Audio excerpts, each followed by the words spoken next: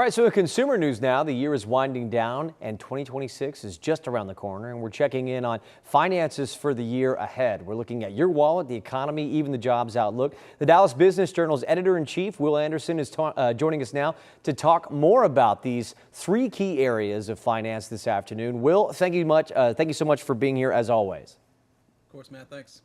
So yeah, as we near the end of the year, a lot of people probably thinking about their budgets, their personal finances.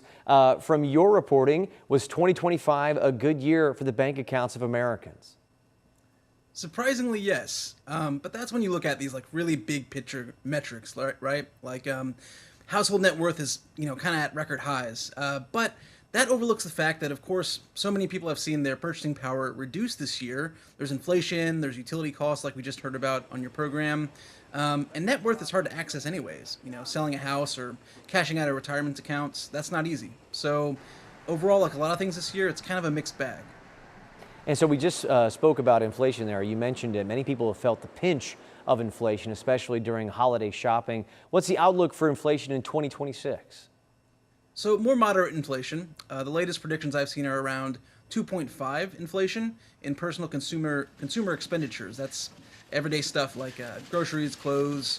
2.5% by the end of the year. Tariffs will still have an impact, but less so after kind of the shock to start 2025. So many economists think that things might get a little bit easier on that front. And so, Will, we've also been talking about new jobs reports here and there, I think, this month. The Trump administration's reaction to that for those who are looking for a new job in the year of 2026. What's expected to be in high demand out there? So I would say look to tech. I was just looking at an end-of-year report from PayScale, which is a big provider of payment technology.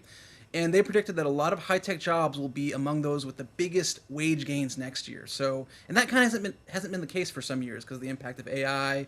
But you're going to see a lot of a lot of tech jobs that see wage gains next year. Number one on their list was development operations engineer. So those are the people that are involved in training AI and using software tools. And they expect a 12% gain in their pay to a median of $131,000.